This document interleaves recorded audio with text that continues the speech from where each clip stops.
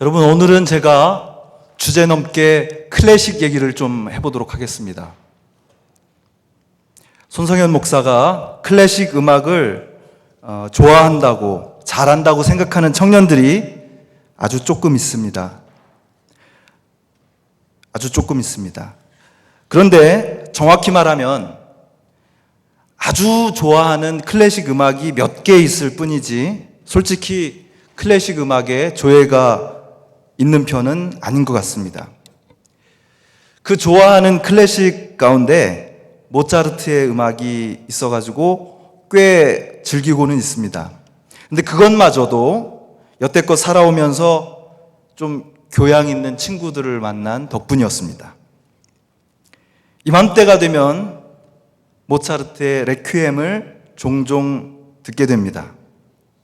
모차르트가 12월 5일에 세상을 떠난 것과 관련이 있죠. 그러나 저는 그의 서거일이 12월 5일이라는 사실을 안 지가 얼마 되지 않았습니다. 그냥 다만 12월에 되면 그의 레퀴엠이 많이 공연되기 때문에 저도 덩달아서 자주 듣게 됐던 것 같습니다. 제가 모차르트의 레퀴엠을 듣게 된 것도 생각해 보니까 좀 천재기가 있었던 어느 후배 덕분이었구나 라는 사실을 기억해내게 되었습니다. 제가 대학교 다닐 때는 이 연말연시가 된다든지 아니면 누군가의 생일이 되면은요, 그래도 클래식 CD 뭐 이렇게 선물로 주고받고 이런 것들이 좀 있었습니다. 뭐 좀 그래야지 대학생 같다 이런 느낌이 있었던 것 같습니다.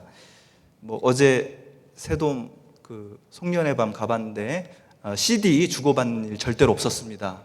훨씬 더 현실적이고 좀 뭐 실용적인 것 선물이 많이 나왔는데요. 그때는 왜 그랬는지 모르겠습니다. 무슨 뭐 베토벤 교향곡 뭐 몇 번 뭐 이렇게 해가지고 뭐 차이콥스키 뭐 CD 이런 거 선물 사고 뭐 주고받고 이런 일들이 있었는데 그런 때가 참 옛날이 된 것 같습니다. 저는 대학교 4학년 때까지 꽤 열심히 1학년 때부터 4학년 때까지 충실하게 동아리 활동을 했는데요. 제가 4학년 때 1학년으로 입학한 한 영문과 여학생이 있었습니다. 언제였는지 정확하게 기억은 나지 않지만 그 후배가 저를 찾아오더니 모차르트의 레퀴엠 CD를 선물해 주었습니다. 그러면서 저에게 이렇게 묻더군요. 선배님, 혹시 이 CD 벌써 가지고 계신 게 아니에요? 라고 물었습니다. 여러분, 제가 어디를 봐서 그런 걸 소장하고 있는 사람인 것 같습니까? 그래도 제가 이렇게 대답했습니다. 이거는 빈필이 연주한 거네? 이렇게 이야기하면서 쿨하게 뭐 빈필이 연주했으니까 한번 들어봐야 되겠다 하면서 그 CD를 집에 들고 와서 하숙집에 가서 그때부터 열심히 듣기 시작했습니다. 아마 제가 클래식을 듣게 된 것은 부끄러워서 그랬던 것 같습니다. 훨씬 더 심한 말이 있지만 설교 중이니까 참도록 그렇게 하겠습니다. 어떻게 하면 내가 그걸 모르고 있구나라는 사실을 다른 사람이 알아서 내 얼굴이 빨개지는 일이 없을까라는 그런 동기, 저열한 동기죠. 그런 동기에 의해서 제가 그 CD를 열심히 읽는 게 아니라 듣게 되었습니다. 후배들도 아는 걸 내가 모른다니 창피하지 않습니까? 그래서 계속 틀어놓고 들었습니다. 아니나 다를까 며칠 후에 그 후배가 저에게 감상을 묻는 것 아니겠습니까? 선배님, 음악 듣고 어떠셨어요? 그때 저는 클래식하게 이렇게 대답했습니다. 이 레퀴엠을 들으니 폭격으로 폐허가 된 도시 위로 눈부신 햇빛이 쏟아지는 것 같은 느낌이 들던데 딱 얘기를 했습니다. 왜 웃어요? 저는 그때 제 말을 듣던 후배의 눈빛이 떠오릅니다. 특이하게도 그 여자 후배는 누군가의 말을 들을 때 눈빛이 막 흔들릴 때가 있었습니다. 바로 그때도 눈빛이 흔들렸는데요. 저는 그 여자 후배가 제 말에 감동을 먹어서 그런 표정을 지었다고 확신했었습니다. 그러나 지금 생각해보니 대략 난감해서 그런 눈빛이 흔들렸던 것이 아닌가라는 것을 생각하게 됩니다. 왜냐하면 그 후에도 대략 난감할 때 그런 눈동자 흘림이 있더라고요.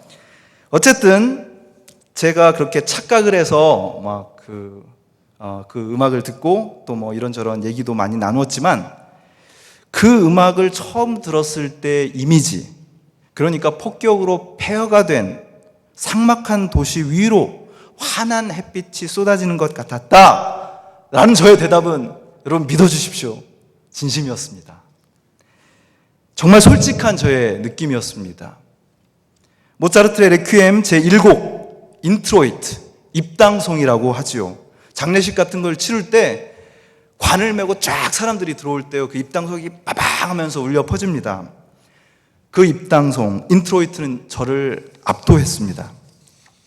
처절하게 아프고 괴로워서 모든 것이 무너져 내린 곳을, 이 세상에서는 감히 상상도 할 수 없는 찬란한 빛이 쓰다듬고 있는 것 같은 그런 느낌을 받았습니다. 레퀴엠, 그것은 죽은 사람의 영혼을 위로하기 위해 만들어진 음악을 일컫습니다. 과거에는 그래서 이 곡을 진혼곡이라고도 불렀습니다. 죽은 사람의 혼을 진정시키는 멜로디다라는 뜻이죠. 너무나 안타깝게 죽은 사람들, 도저히 이렇게 보낼 수 없는 사람들이 있습니다.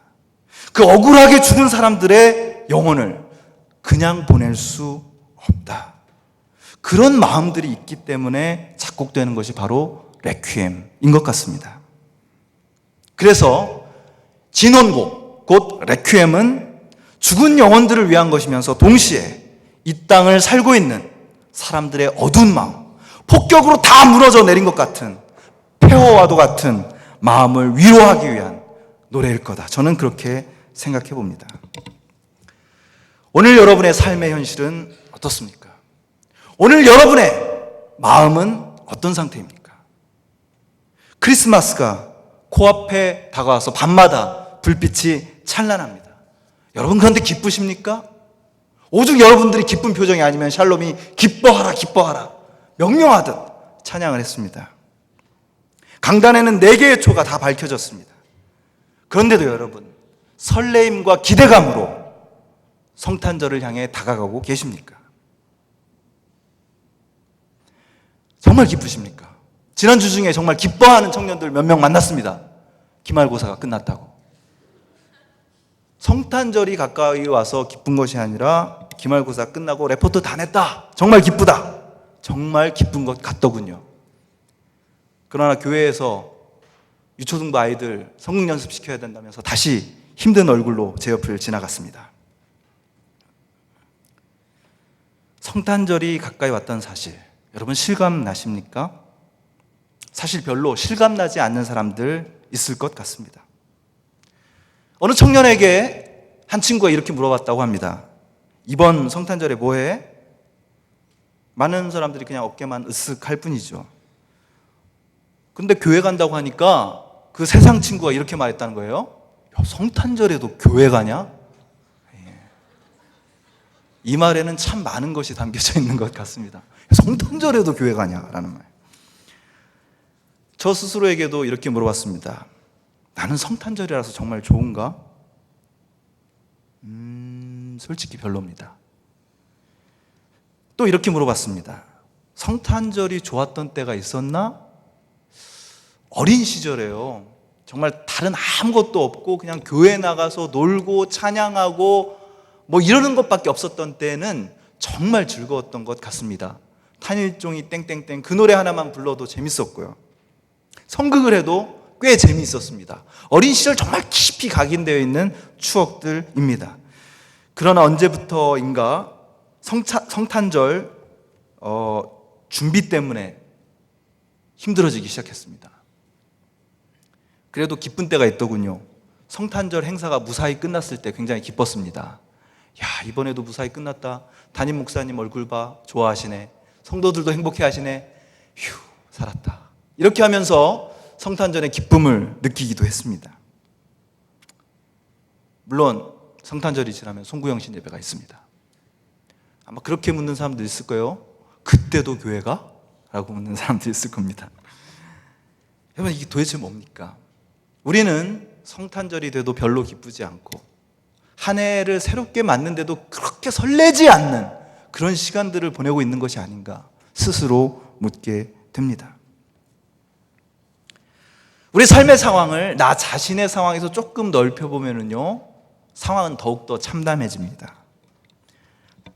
이번 주에 있었던 일만 이야기해 보도록 하겠습니다. 지난 18일 19살의 서울대 3학년생이 투신 자살했습니다. 서울의 한 과학고를 조기 졸업하고 지난해 서울대에서 대통령 과학 장학생으로 입학했습니다. 입학 후에는 한 학기를 선수학습해서, 그래서 19살인데 3학년입니다. 그런데 그의 유서에 이렇게 나와 있습니다. 힘들고 부끄러운 20년이었습니다. 저를 힘들게 만든 건 이 사회고, 저를 부끄럽게 만든 건 저 자신이었습니다. 이렇게 이야기하고 투신했습니다. 또 하나 역시 이번 주에 있었던 일입니다. 이런 일이 있는 줄 여러분 아셨는지 잘 모르겠어요. 12월 14일부터 16일 수요일까지 세월호 참사 특별조사위원회 청문회가 열렸습니다. 여러분, 그런 게 있었나 잘 모르시면 당연합니다. 언론은 철저하게 이에 대한 이야기를 하지 않았고요. 그리고 대부분의 시간을 누구 뭐 탈당하네, 뭐 어쩌네, 이런 이야기들을 가지고 다 보냈기 때문입니다.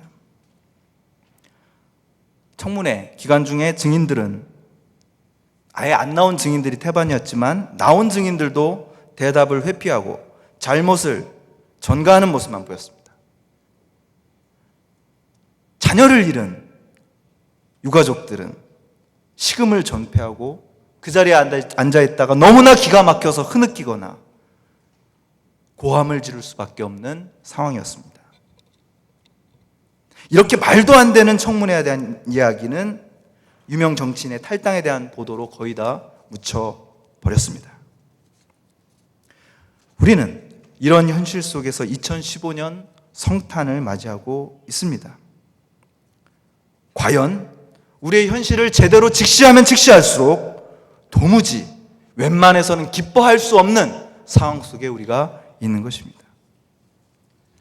그런데 여기서 한 가지 우리가 기억해야 할 것이 있습니다. 그것은 성탄 원년, 바로 예수님이 태어나실 때 유대 팔레스타인의 상황이 폐허를 방불케 하는 죽임과 죽음의 현장이었다는 사실입니다.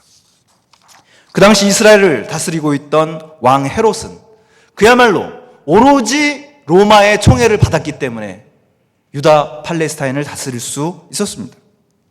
교활한 통치자 헤롯에게 반대해서, 그리고 외세인 로마에게 반대해서 저항운동이 끊이지 않았습니다. 그때마다 헤롯은 로마에게 군대를 요청했습니다.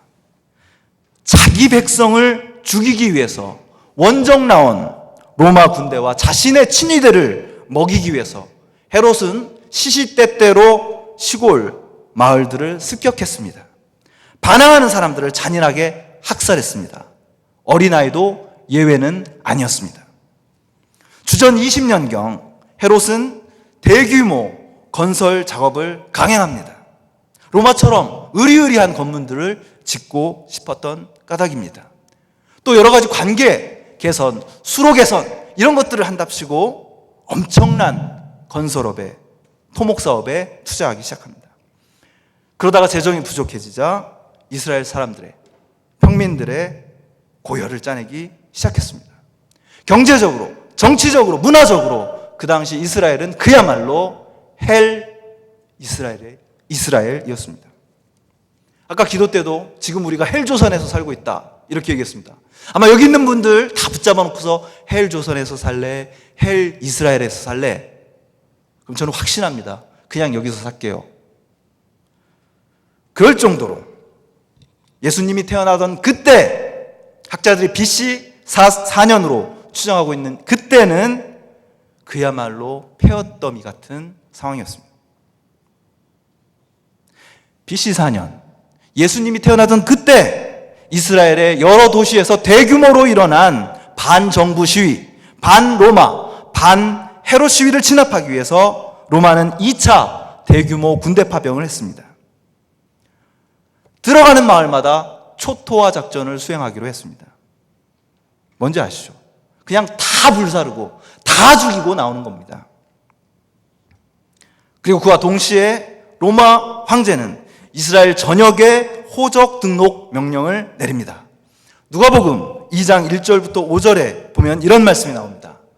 그때 가이사 아우구스도가 영을 내려 천하로 다 호적하라 하였으니 이 호적은 구레뇨가 수리아 총독이 되었을 때 처음 한 것이라. 모든 사람이 호적하러 각각 고향으로 돌아가매 요셉도 다윗의 집 족속이므로 갈릴리 나사렛 동네에서 유대를 향하여 벳레헴이라 하는 다윗의 동네로 그 약혼한 마리아와 함께 호적하러 올라가니 마리아가 이미 잉태하였더라. 이렇게 나와 있습니다. 여러분, 이것은 그저 행정적인 정비를 위한 호적 등록이 아니었습니다. 로마를 위한 조세 납부를 더더욱 효율적으로 만들기 위한 조처였습니다. 가난한 백성들은 2중 3중의 조세로 인하여서 아무런 희망도 없는 시절을 보내고 있었습니다. 뼈 빠지게 일하면 뭐예요? 그것이 다 로마의 수중으로 들어가는데, 다 헤롯의 수중으로 들어가는데 말입니다. 이스라엘 대부분의 젊은이들의 삶은 그야말로 처참한 폐허더미 그 자체였습니다. 여러분, 오늘 본문은 이런 비참한 역사적 상황 속에서 이루어진, 그래서 너무나 비현실적으로 보일 수도 있는 어떤 만남에 대한 이야기입니다. 어느 산골에 가난한 제사장 사가랴가 있었습니다. 그의 아내가 엘리사벳인데요, 두 사람이 늙도록 아이가 생기지 않는 거였습니다. 그런데 이 가난한 제사장 사가랴가 어느 날 성전으로 분향을 하러 가는데 천사 가브리엘이 나타납니다. 그러면서 너에게 아들이 있을 거다, 이렇게 얘기하죠. 너무나 당황한 나머지 사가랴는 천사의 말을 믿을 수가 없었습니다. 그러자 갑자기 그는 말을 못하는 벙어리가 됩니다. 6개월 후에 천사가 이번에는 나사렛에서 살고 있는 마리아라는 처녀를 찾아갑니다. 마리아는 아직 약혼만 했지 결혼을 한 상태가 아닙니다. 그런데요, 그 여자에게 가브리엘이 가서 뭐라고 얘기했냐면 내가 임신할 거다, 이렇게 이야기를 합니다.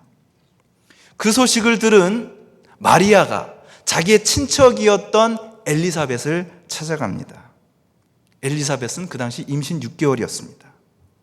마리아가 엘리사벳의 집에 딱 들어가서 인사를 하자 놀라운 일이 벌어졌습니다. 물론 눈에 보이지 않는 일입니다. 엘리사벳의 뱃속에 있었던 아이가, 그러니까 나중에 요한이라고 불리게 될 그 아이가 마리아를 보고 기뻐서 뛰노는 것이었습니다. 엄마 뱃속에서 펄쩍펄쩍 뛰고 있는 것이었습니다. 44절에 보면 엘리사벳이 이렇게 얘기합니다. 보라, 내 문안하는 소리가 내 귀에 들릴 때 아이가 내 복중에서 기쁨으로 뛰놀 아떠다. 아직 태어나지 않은 한 생명이 어머니의 뱃속에서 기뻐하며 힘차게 움직이고 있습니다. 지금 내 앞에 생명의 근원이 되시는 바로 그분이 계시기 때문입니다. 생명이 생명의 주인을 알아보고 약동하고 있습니다. 서로 마주하고 있는 엘리사벳과 마리아는 아직 서로 서먹서먹할지는 모르겠지만 뱃속에 있는 두 생명은 서로 보지도 못한 상태에서 반응하고 있습니다. 제가 성경에서 가장 아름답다라고 느끼는 장면입니다. 처참한 폐허와도 같은 현실 속에서 이 무슨 생뚱맞은 광경입니까? 게다가 두 여인의 현실은 얼마나 기가 막힙니까? 한 여자는 임신이 불가능했던 여자, 또 한 여자는 임신해서는 안 되는 여자입니다. 그런데 두 여자가 각각 뱃속에 생명을 품고 서로를 마주하고 있습니다. 한 명은 너무 임신을 늦게 했기 때문에 죽을 수도 있고, 또 한 명은 너무 일찍 임신을 했기 때문에 돌에 맞아 죽을 수도 있는 이 위태로운 상황 속에서 두 여자가 만난 것입니다. 여러분, 바로 그런 상황에서 엘리사벳은 성령의 충만함을 받아 큰 소리로 이렇게 외칩니다. 여자 중에 내가 복이 있도다. 마리아에게 선포한 것입니다. 그리고 내 태중의 아이도 복이 있도다. 너는 참 복된 사람이다. 너한테 온 세상이 너 참 좋겠다, 너 참 좋다라고 말하지 않을 수 없는 상황이다. 좋다라는 말의 라틴어가 바로 베네입니다. 카페 베네. 우리 최승철 지역장이 일하고 있는 카페 베네는 카페 좋네, 뭐 대충 그런 뜻입니다. 좀 이상해요. 카페 베네.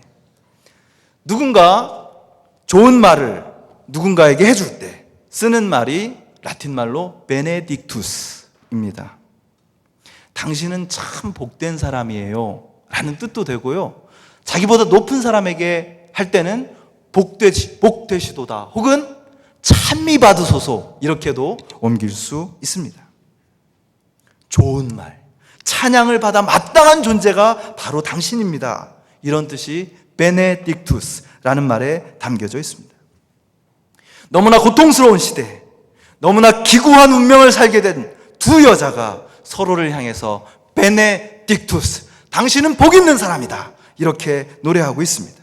상식적으로는 도저히 복된 삶이 보장되지 않은 두 여자가 복되다고 노래하고 있습니다. 도대체 뭐가 복되다는 겁니까? 4개월 후 엘리사벳은 아들을 낳습니다.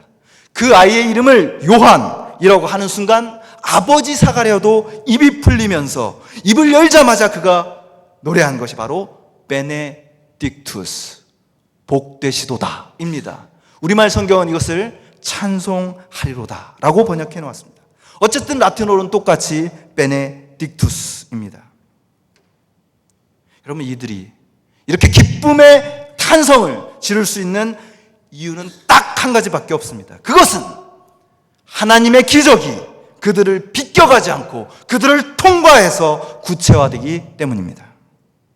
하나님의 구원, 하나님의 사랑, 하나님의 다가오심이 이렇게 절망적인 상태에 있는 바로 그들을 통해서 우리에게 들어와서 우리의 삶을 이끌어 가시기 때문입니다. 그들은 평생 행복했을까요? 세상적인 기준에서 말입니다. 엘리사벳의 아들, 늦게 얻은 그 아들은 반정부 시위를 하는 도중에 잡혀서 참수당합니다. 마리아의 아들 예수는 젊은 나이에 십자가에 달려 처참하게 죽어갑니다.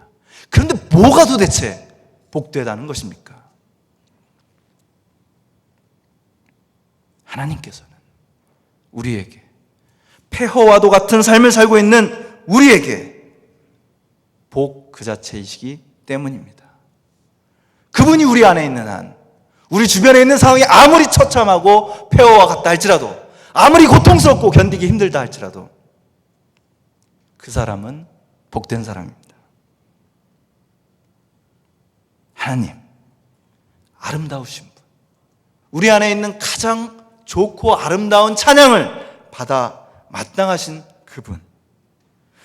그분의 아름다운 노래가, 그 선율이 다른 사람이 아닌 바로 나한테, 바로 여러분에게 스며들어와 여러분의 삶을 가득 채울 때 저는 여러분을 향해 이렇게 선포할 수 있습니다.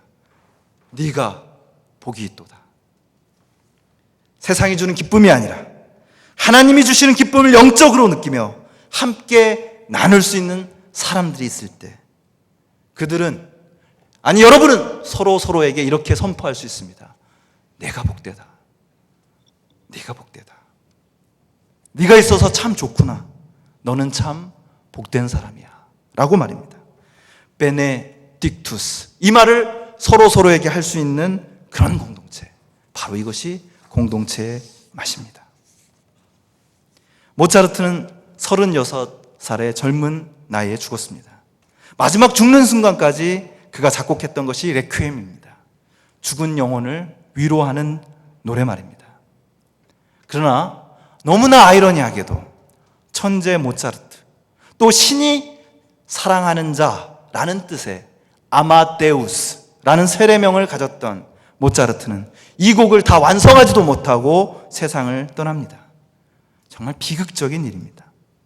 모차르트가 온전히 작곡한 건 1번 곡, 2번 곡, 퀴리에, 그리고 나머지 3번부터 10번 곡은 그의 제자인 주이스 마이어를 통해서 완성됩니다. 11번부터 14번까지의 곡은 거의 다 주이스 마이어의 작품이라고 합니다. 제자는 스승의 선율을 이어받아서 절반이 넘는 부분을 완성해냅니다. 모차르트 종교음악의 가장 아름다운 곡으로 꼽히는 레퀴엠, 그가 완성했지만 그의 이름은 알려지지 않았습니다. 오히려 스승의 이름을 더욱더 빛냈을 뿐입니다. 그 레퀴엠의 11번째 곡, 아름다운 사중창 베네딕투스의 가사는 대부분 이렇습니다.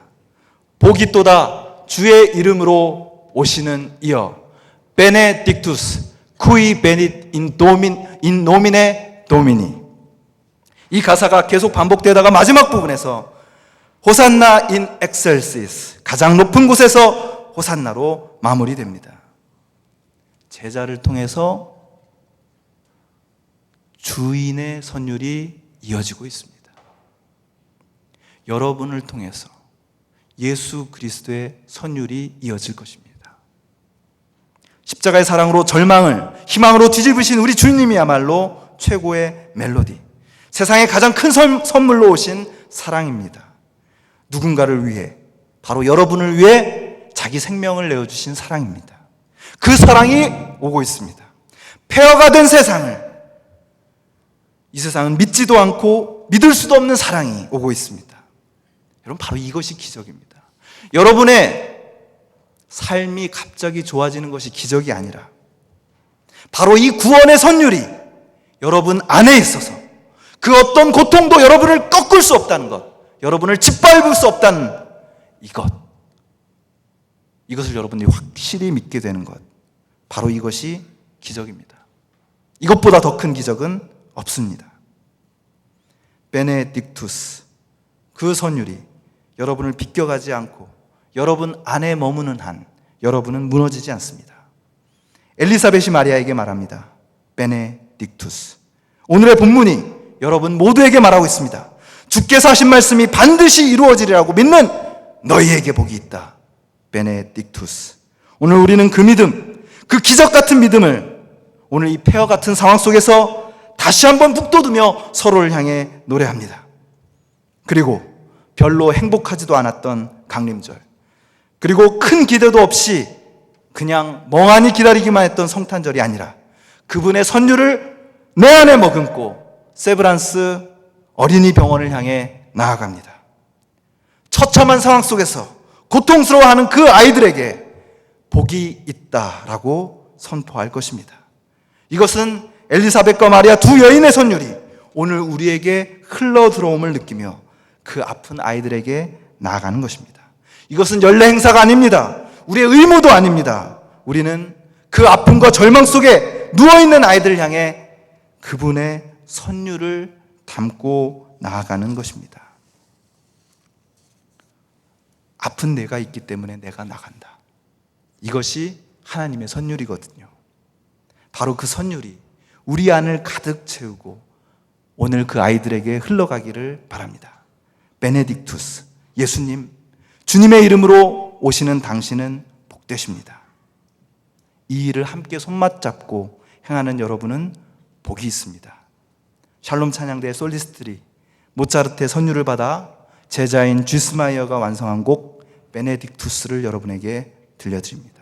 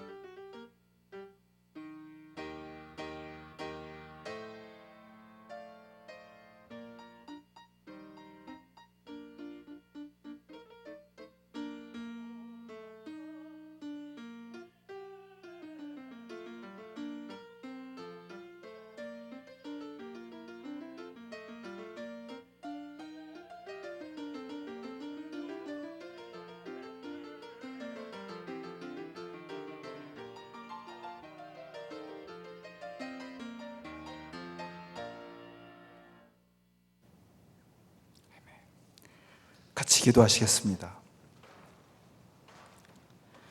사랑과 빛으로 우리에게 다가오시는 주님, 폐허와도 같은 우리의 삶에, 우리의 역사 속에 하늘의 빛을 비추어 주시옵소서. 거룩한 주님의 이름으로 오시는 예수님, 당신께 복이 있습니다. 주님의 선율을 우리가 이어받게 하여 주시옵소서. 마리아처럼, 엘리사벳처럼 그 사랑의 선율에 공감하며 공동체를 이루는 우리 창천교회 청년부가 되게 하여 주시옵소서. 그 선율을 오늘 마음에 품고 아픔 속에 있는 어린이들을 찾아갈 때 그들의 마음과 우리의 마음에 들려오는 소리, 너희에게 복이 있을지어다, 주님의 음성을 듣는 우리가 되게 하여 주시옵소서. 감사드리며 우리 주 예수 그리스도의 이름으로 간절히 기도드리옵나이다. 아멘.